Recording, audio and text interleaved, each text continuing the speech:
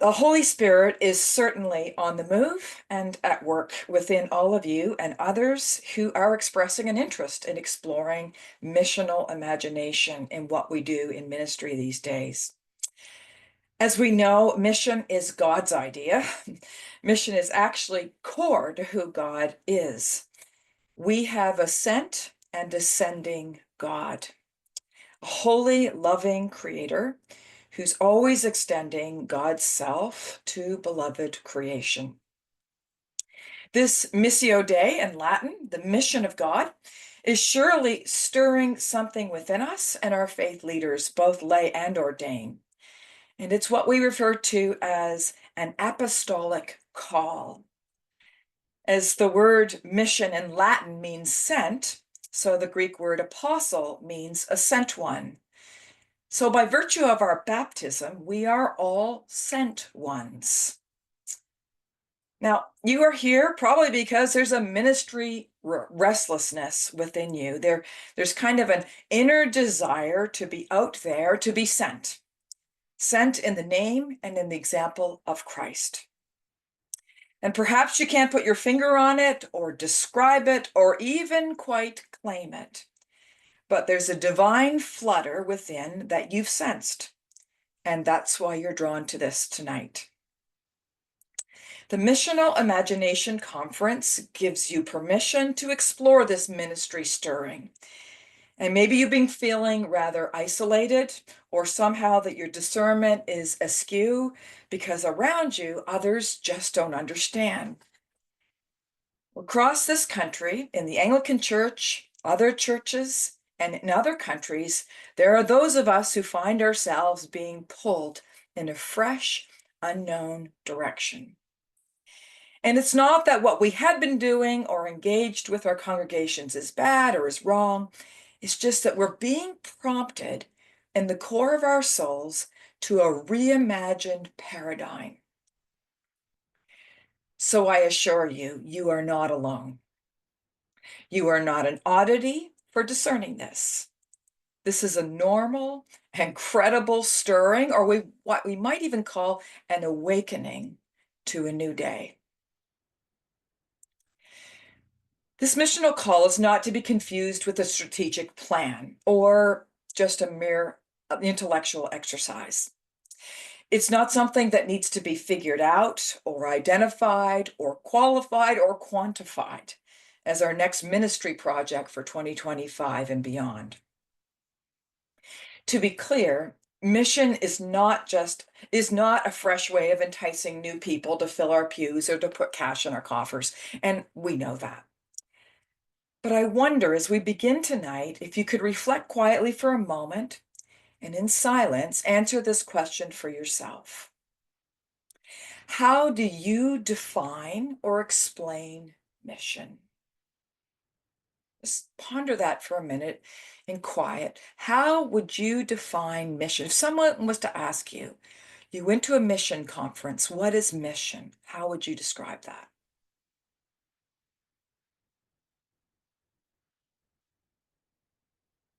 Our speakers tonight and on Saturday, they're going to unpack how they understand mission and what it means and what it looks like in their context.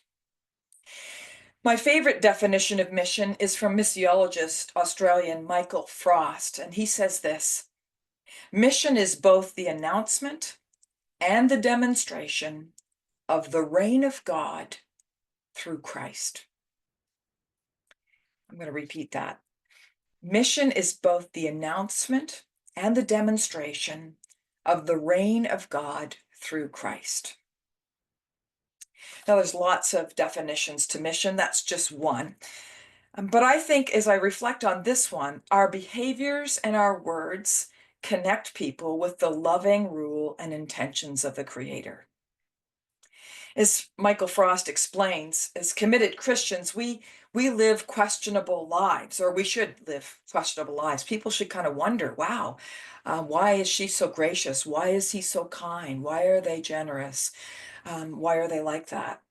And when this surprising life of grace and generosity become questionable, he says our neighbors will invite us to proclaim this reign of God. And of course, we do that in our deeds, in our words. Frost continues. He says, we are to become a godly, intriguing, socially adventurous, joyous presence in the lives of others. So to be clear, this is not about church growth, but if we're faithful to this missional call, it's quite likely we'll grow. Now, being missional is more of an art than science. And I've heard it described this way, that mission is not like swimming in a chlorinated, calm swimming pool. Mission is more like surfing the waves on a ragged seashore.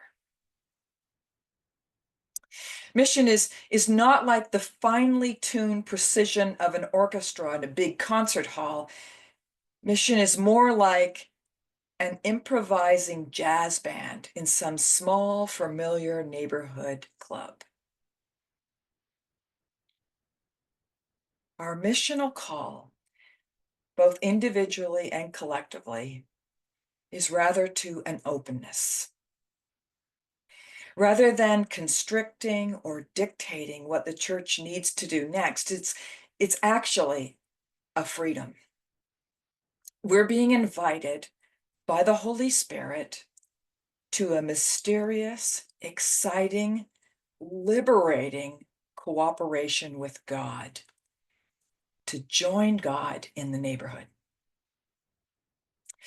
So our mission imperative, this nagging prompting by the Spirit, is to instilling a missional imagination within us, an intentional opening, an openness, an exploration, a risking and responding to where God is leading. So it's about an ongoing practice of deep listening and our faithful yes to the Holy Spirit. Now, what we mean by imagination is not just us making it up as we go along. Instead, it is the intentional practice of listening, of watching, of waiting, of sensing a glimpse of what is possible, and then leaning into it. Now, let's face it, there's a lot of noise out there, a lot of distractions, a lot of static. And yet there is a still, small voice piercing through. And just like Elijah in our preparation reading, missional imaginative work involves deep listening. And you're going to hear that over and over again tonight and on Saturday about listening, listening to others' voices, especially those voices that are silenced. Listening that we might be rattled or even shaken. Listening to be prompted into the next steps of this movement, the way of love. And this listening practice may call us to be bold and courageous. It may also be more subtle and slow. But we do assure you, it is the missional call of God. So you are here today because you're part of a fresh movement afoot led by the Holy Spirit. And it's exciting, it's terrifying, it's edifying, and there's nowhere else we would rather be